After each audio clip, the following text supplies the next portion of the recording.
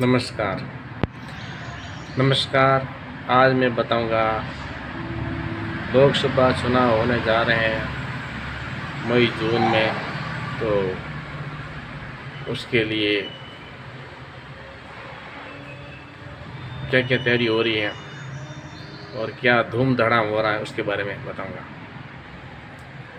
लोकसभा चुनाव 2024।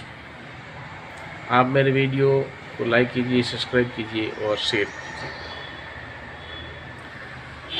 लोकसभा चुनाव हर 5 साल में एक बार होता है और 2014 से बीजेपी ने कमान संभाली है, 2019 में फिर बीजेपी ने कमान संभाली और 2024 में फिर कौन कमान संभालेगा तो आने वाला चुनाव वक्त ही बता पाएगा, चुनाव ही बता पाएगा।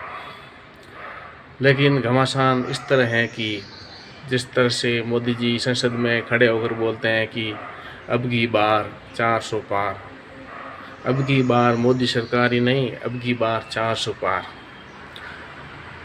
तो ये उनका भाषण और एक स्लोगन बन रहा है। तो ये होगा नहीं होगा, क्योंकि एनडीए गठबंधन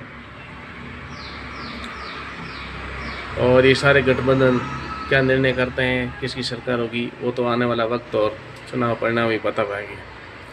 लेकिन ये जानकारी देना ज़रूरी है कि क्या क्या हो रहा है हलचल। तो बीजेपी में काफ़ी नेता खड़े हो रहे हैं, कोई हारे हुए हो रहे हैं, कोई जीते हुए हो रहे हैं, लेकिन ज़्यादातर जीते हुए हो रहे हैं और किसी का सीट बदला रहा है।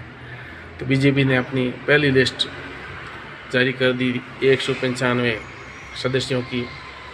उन पे मंथन चल रहा है कि ये उम्मीदवार वहाँ से हो सकते हैं, जिसमें डिक्लेयर्स वो हो जाएगा। और अभी दूसरी लिस्ट बीजेपी ने भी निकाल ली है करीब 150 लोगों की, तो उस पर भी मंथन है और चल रहा है। कांग्रेस भी कोशिश कर रही है कहीं कहीं पर गठबंधन की, उत्तर प्रदेश, पश्चिम बंगाल और दक्षिण में भी, जहाँ से राहुल गांधी खड़े हुए थे और वो सीट अभी दूसरी पार्टी के हाथ में चली गई, जो कि कांग्रेस के साथ में समझौता किया हुआ है।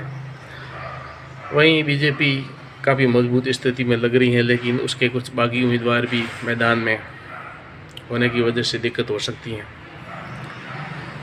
और ख़ास में राजस्थान के पश्चिमी क्षेत्र की जाए तो हालांकि यहाँ धूम धड़ाका नहीं है, लेकिन 2-3 सीटों की धूम धड़ाक ज़्यादा है। जैसे पिछली बार शिव विधानसभा से रविंद्र सिंह भाटी जीते थे और उनकी इतनी पब्लिसिटी, इतनी लोकप्रियता हो गई कि अभी वो बाड़मेर, जोधपुर जो संसदीय क्षेत्र हैं, वहाँ पर से भी निर्दलीय प्रत्याशी के रूप में चुनाव जीतने की उनके प्रत्याशियों की सोशल मीडिया पर खबरें चल रही हैं। तो क्या वो हो पाएगा, नहीं हो पाएगा। और इधर जोधपुर से भी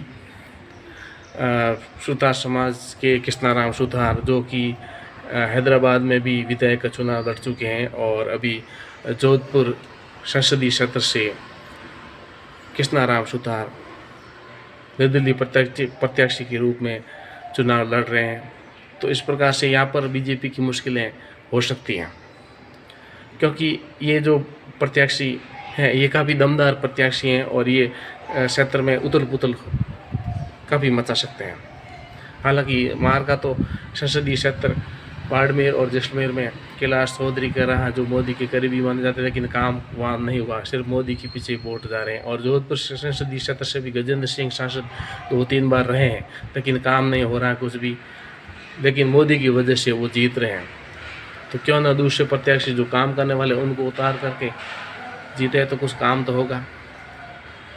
लेकिन मोदी तक वो बात नहीं पहुंच रही है, इसलिए ये सब विरोध हो रहा है। और कुछ दिन पहले गजेंद्र सिंह के सामने काफ़ी विरोध प्रदर्शन भी हुआ था कि दूसरा प्रत्याशी हो या फिर काम हो, क्योंकि लोगों को काम चाहिए, विकास चाहिए। और विकास के मामले में जोधपुर संसदीय क्षेत्र का कुछ विकास नहीं हुआ गजेंद्र सिंह शेखावत के कार्यकाल में, और वही हाल बाड़मेर का है। बाड़मेर में कुछ विकास नहीं हुआ, और विकास के मुद्दे को लेकर रविंद्र सिंह भाटी शिव विधानसभा से विधायक बने और उन्होंने काफ़ी अभी काम भी शुरू करवाए हैं, काफ़ी डांट फटकार भी अफसरों और मंत्रियों तक गई है और विधानसभा में भी बोले हैं। और उसी उमंग और उत्साह को लेकर के अभी वो सांसद का चुनाव लड़ने का भी उनके जो सहयोगी हैं वो कोशिश, सोशल मीडिया पर उनका प्रचार चल रहा है कि रविंद्र सिंह भाटी यदि इस क्षेत्र में सांसद बनते हैं तो बहुत विकास होगा और ये क्षेत्र आगे जा सकता है।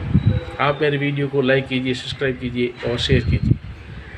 बाकी आने वाला वक्त बता पाएगा कि कौन कहाँ से जीत सकता है। और भी काफ़ी उड़दंगबाजी जैसे हनुमान बेनीवाल का है तो वो भी अभी कांग्रेस के हाथ मिला रहे हैं या दूसरे रावण के साथ में हाथ मिला रहे हैं, तो वो अभी मामला ठंडा हुआ है क्योंकि वो उनको विधानसभा, राजस्थान की विधानसभा में बड़ी हार का सामना करते हुए सिर्फ अपनी सीट ही 2000 मात्र वोटों से बचा पाए, तो वो अभी निराश बैठे हुए हैं। उसके अलावा काफ़ी और भी पार्टियां हैं जो या तो छुप गई हैं या बैठ गई, जैसे केजरीवाल वगैरह हैं तो वो तो अभी जेल नहीं जाना पड़े वो सोच रहे हैं। और कांग्रेस का हालत वैसे भी ख़राब है, उनको कोई नेता नहीं मिल रहा और मिल रहा है तो कुछ टाइम पास के लिए एक मनोरंजन का साधन हो गया है। तो इस प्रकार से उठपटक चल रही हैं और एक तरफ से मोदी जी 400 पार की रट लगा के ये स्लोगन बना रहे हैं, अब की बार मोदी सरकार, अब की बार 400 पार। तो ये आने वाला वक्त ही बता पाएगा। आप मेरे वीडियो को लाइक कीजिए, सब्सक्राइब कीजिए, शेयर कीजिए। आज के लिए बस इतना ही। बहुत बहुत धन्यवाद।